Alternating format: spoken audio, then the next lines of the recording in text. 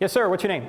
Hello, my name is Carter. Hey, Carter. And I'd very much like to begin by addressing your offensive moral law argument that without God as an objective moral standard, we atheists, those who do not have the influence of theism, would be Hitler-esque amoral beings. Okay, let me stop right there because that's not the case. I never said that atheists can't be moral. I never said atheists don't know morality. In fact, atheists know morality just like everybody else. We know morality because it's written on our hearts. What I'm saying is that atheists can't justify morality. That's the point. In fact, I had to say this several times to Christopher Hitchens. Christopher, I'm not saying you're a bad guy. Christopher, I'm not saying you don't know morality. In fact, I like Christopher. I thought he was a good guy. What I'm saying is you can't justify why not murder innocent people to get what you want. That's the point. It's a point about ontology, not a point about epistemology. It's not a point about how you know the moral law. It's a point about why does the moral law exist. I may return to address this, or the gentleman behind me may address it, but I'd really like to address your design argument. Okay. As I understood it, you've argued that a painting or a creation, to use the term painting, implies a painter, or a design implies a designer. But I must ask, who designed God? And if no one designed God, if God is timeless, spaceless, and immaterial, and he existed eternally in an uncaused fashion, then why can't nature exist in the exact same way, in an eternal, uncaused, spaceless, timeless, immaterial fashion? Why can't our uncaused origins be as marvelous and precise as God, but be natural causes? Excellent question, Carter. That's a very good question. You're right that we have two options here. Either the universe is the uncaused first cause, or something beyond the universe is the uncaused first cause. I agree. The problem is that all the evidence points to the fact that the universe is not the uncaused first cause. And I didn't have time to go through that evidence tonight. That was part one. But I'll give it to you very briefly in an acronym, SURGE, S-U-R-G-E. S stands for the Second Law of Thermodynamics, which says that the universe is running down. Well, if it's running down, somebody must have wound it up. We'd have no energy left right now if the universe was eternal. The U stands for the fact that the universe is expanding. Edwin Hubble detected that back in 1929 and shows that everything came from a single point, a point actually of infinite density, the singularity, which is actually nothing. So the universe had a beginning.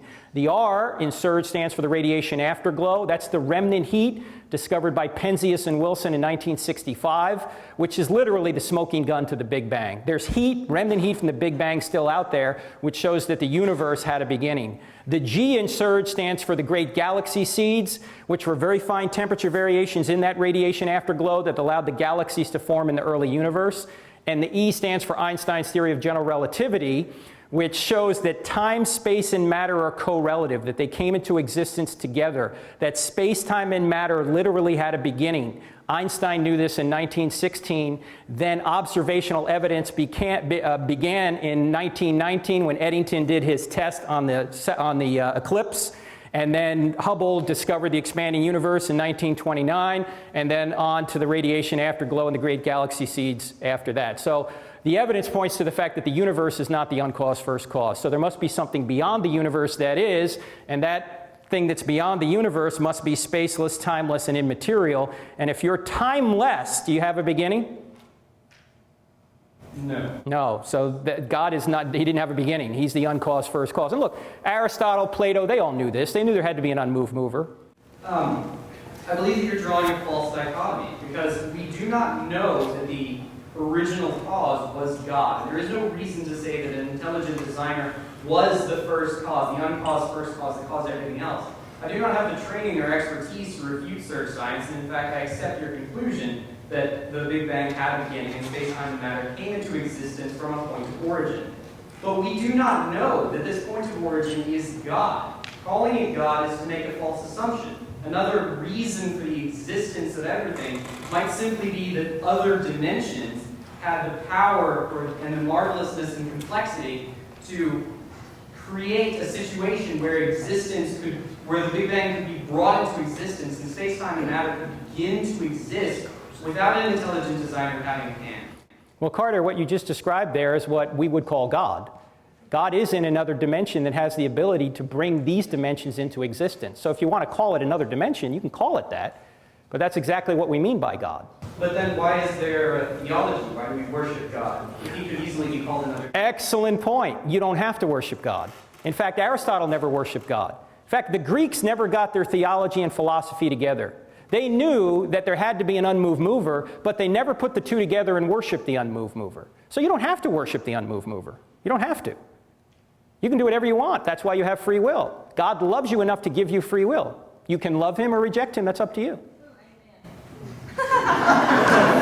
But on that point, you do have the free will to accept or reject God, but the obvious conclusion is that rejection of God will lead to eternal damnation in hell. So in reality, we do not really have the choice to accept or not to accept God. We must ultimately accept God, assuming we choose to avoid perdition. Well, if you want to avoid, well, let me back up for a second. There's only two possibilities if God exists. In eternity, you're going to be with him or you're not going to be with him, right? That's logically the only two options. If you want to be with him, you will seek him out and be with him.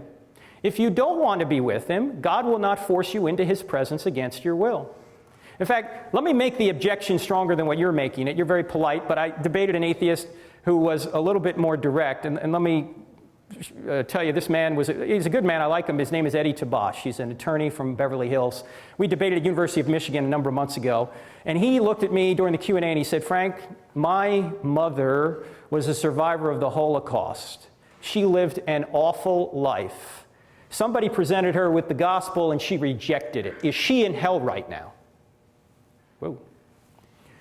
I said, Eddie, I don't know where your mother is. I don't know if she made a profession of faith in her last moments, but if she didn't, then God will not force her into his presence against her will. God is too loving for that. And I asked the audience this question. In fact, I'll ask you as an audience this question. Ladies, is there anybody in here who's ever had a man pursue you and you did not want that man to pursue you? You did not want to date him.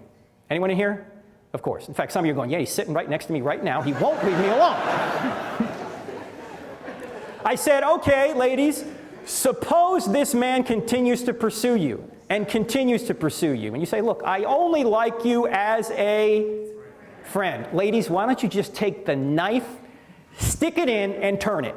Because every man in here has heard this. I like you, but only as a friend. Well, suppose he continues to pursue you. And he gets to the point where he says, look, I love you so much, I'm going to force you to love me. Can he do that?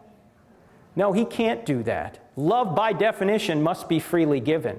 So if he truly did love you, what would he do? He would leave you alone. That's exactly what God does. He keeps sending us cards, letters, and flowers while we're here. And if we keep rejecting him, he gives us up to our own desires. And that ultimately what hell is. Hell is separation from God. So you're free in hell. You can continue to reject God in hell, but you're confined to hell. In fact, hell is a quarantine of evil. That's what it is. And heaven, of course, is being in the very presence of God.